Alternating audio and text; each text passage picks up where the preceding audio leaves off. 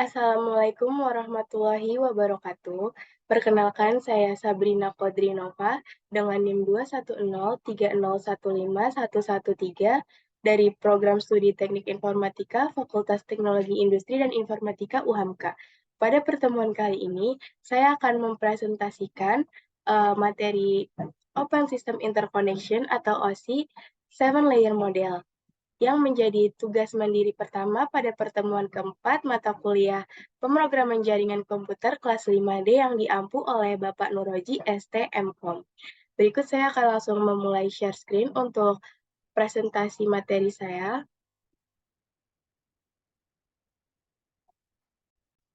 Baik, di sini saya akan langsung memulai presentasinya.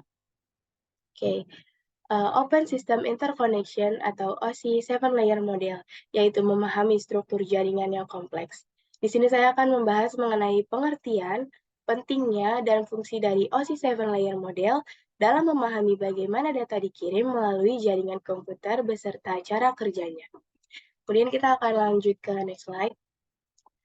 Pertama, pengertian OSI 7 Layer Model, yaitu model berlapis yang menggambarkan alur dan fungsi komunikasi data dalam jaringan komputer, meliputi fungsionalitas dan pembagian tugas tiap layer.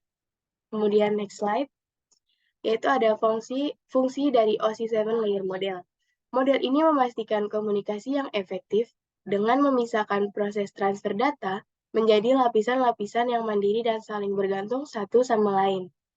Kemudian, selanjutnya kita akan membahas mengenai layer-layer pada OSI 7 Layer Model, yaitu layer pertama atau physical layer. Physical layer atau lapisan fisik bertanggung jawab atas pengiriman bit secara langsung melalui media fisik seperti kabel, serat optik, atau gelombang radio. Yang artinya, pada layer pertama ini, menangani koneksi fisik antara perangkat dan transmisi bit data mentah. Kemudian layer kedua, yaitu data link layer. Lapisan ini membantu menyusun data menjadi frame, mendeteksi dan memperbaiki kesalahan yang mungkin terjadi selama pengiriman data di antara jaringan lokal. Kemudian selanjutnya ada lapisan ketiga atau di sini disebutnya network layer, yaitu lapisan ini bertanggung jawab atas pengiriman paket data antar jaringan, termasuk menentukan rute yang optimal melalui protokol seperti IP, yang artinya pada lapisan ketiga ini berfokus pada perutean dan pengalamatan paket data di berbagai jaringan. Selanjutnya, layer keempat yaitu transport layer. Di sini menyediakan layanan pengiriman data yang andal melalui pengelolaan koneksi, pemisahan dan penempatan data, serta pengaturan aliran data antar host. Yang artinya pada lapisan keempat ini memastikan pengiriman data yang andal di antara titik akhir. Selanjutnya layer kelima yaitu session layer merupakan penghubung antara aplikasi dan jaringan, mengatur, memelihara, dan mengakhiri koneksi antara dua aplikasi yang saling berkomunikasi. Kemudian selanjutnya layer keenam yaitu presentation layer, mengatur format data yang akan dikirimkan atau diterima agar bisa dimengerti oleh aplikasi pengirim dan penerima dengan menggunakan protokol seperti ASCII atau JPEG. Kemudian pada lapisan keenam ini menangani pemformatan dan konversi data untuk interpretasi yang tepat. Selanjutnya, layer ketujuh atau yang terakhir yaitu application layer, yaitu layer teratas yang berinteraksi langsung dengan pengguna, menyediakan layanan aplikasi seperti email, browsing web, dan transfer file. Yang artinya pada lapisan ketujuh ini menyediakan layanan dan protokol untuk aplikasi pengguna akhir.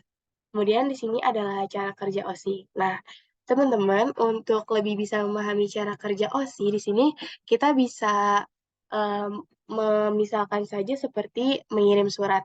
Nah, tentunya agar surat terkirim dengan baik, pasti ada prosedur dan tahapan-tahapan yang harus dilalui secara tepat.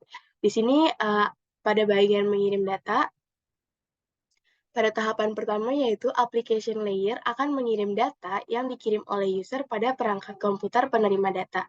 Kemudian, pada presentation layer di sini terjadi konversi email menjadi sebuah format jaringan. Dan selanjutnya, pada session layer akan dibentuk sesi perjalanan data hingga seluruh proses pengiriman data selesai dilaksanakan.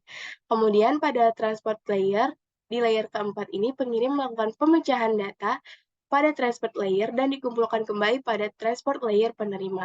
Kemudian selanjutnya di network layer, yaitu membuat alamat untuk mengarahkan data ke tujuan dengan benar. Dan di sini akan dilakukan pembentukan data menjadi bentuk frame di data link layer.